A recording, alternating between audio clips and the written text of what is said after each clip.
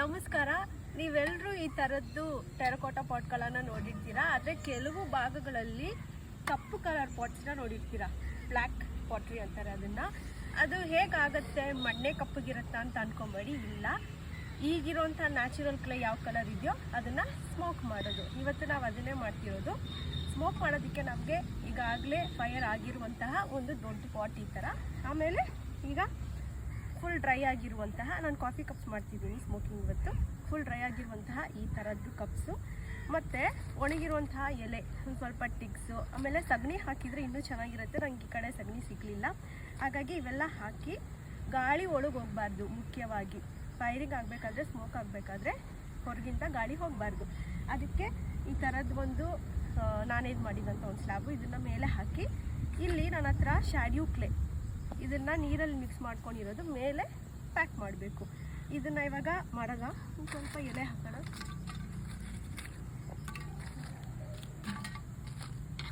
ಹುಷಾರಾಗಿ ನೋಡ್ಕೊಂಡು ಇಡಬೇಕು.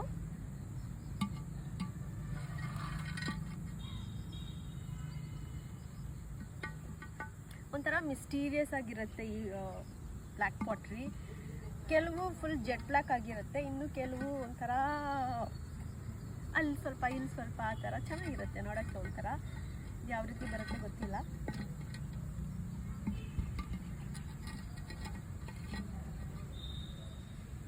ಚೆನ್ನಾಗಿದೆ ಅಲ್ವಾ? ಎಲ್ಲ ನಾನೇ ಮಾಡಿ.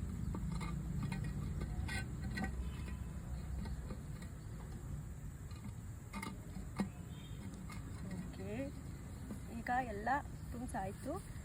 ಇದ್ರ ಮೇಲೆ ನಾವೀಗ ಇದನ್ನು ಹಿಂಗಿಟ್ಟು ಇನ್ನೊಂದು ಸ್ವಲ್ಪ ಟ್ವಿಕ್ಸ್ ಹಾಕೋಣ.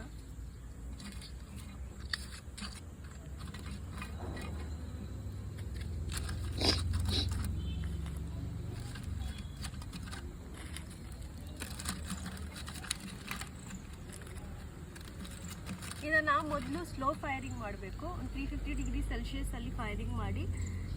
ಪಾಟ್ರಿ ನಾವು ಒಣಗಿರುತ್ತೆ ಅಂದ್ಕೊತೀವಿ, ಅದರಲ್ಲ ಇನ್ನೂ ಸ್ವಲ್ಪ ಮಾಯ್ಶ್ಚರೈಸರ್ ತೇವಾಂಶ ಇದ್ದೇ ಇರುತ್ತೆ. ಹಾಗಾಗಿ ಒಂದು 350 ಡಿಗ್ರಿ ಸೆಲ್ಸಿಯಸ್ಸಲ್ಲಿ ಸ್ಲೋ ಫೈರಿಂಗ್ ಮಾಡಿ 4-4.5 ಗಂಟೆ ಸ್ಲೋ ಫೈರಿಂಗ್ ಮಾಡಿ, ನಂತರ 500 ಹಾಗೆಯೇ ಇನ್ಕ್ರೀಸ್ ಮಾಡಿಕೊಂಡು ಒಂದು 7 ಗಂಟೆ ಆದಮೇಲೆ, 7 ಅವರ್ ಫೈರಿಂಗ್ ಆದಮೇಲೆ 800 ಡಿಗ್ರಿ, ಮ್ಯಾಕ್ಸಿಮಮ್ ಟೆರಕೋಟಾ 800 ಡಿಗ್ರಿ ಅಷ್ಟೇ. ಅದಕ್ಕೆ ಮೇಲೆ ಹೋದರೆ ಪಾಟ್ಸ್ ಎಲ್ಲ ಒಡೆದೋಗುತ್ತೆ. ಸೊ ಇದು ಈಗ ಮಾಡಾಯಿತು. ಈ ಶ್ಯಾಡ್ಯೂ ಕ್ಲೇನ ತೊಗೊಂಡು ಹೀಗೆ ಸುತ್ತಲೂ ಪ್ಯಾಕಿಂಗ್ ಮಾಡೋಣ.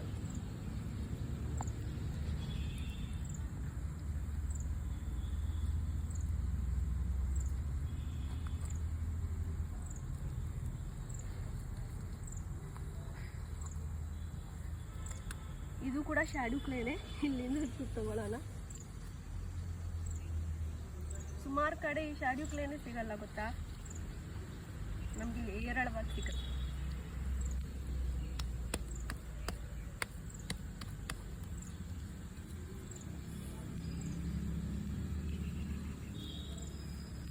ಓಕೆ, ಪ್ಯಾಕಿಂಗ್ ಆಯಿತು. ಇವಾಗ ಇದನ್ನು ಫೈರಿಂಗ್ ಮಾಡೋಣ. ಚೆನ್ನಾಗಿ ಫೈರಿಂಗ್ ಆಗಲಿ ಅಪ್ಪ ದೇವ್ರೇ.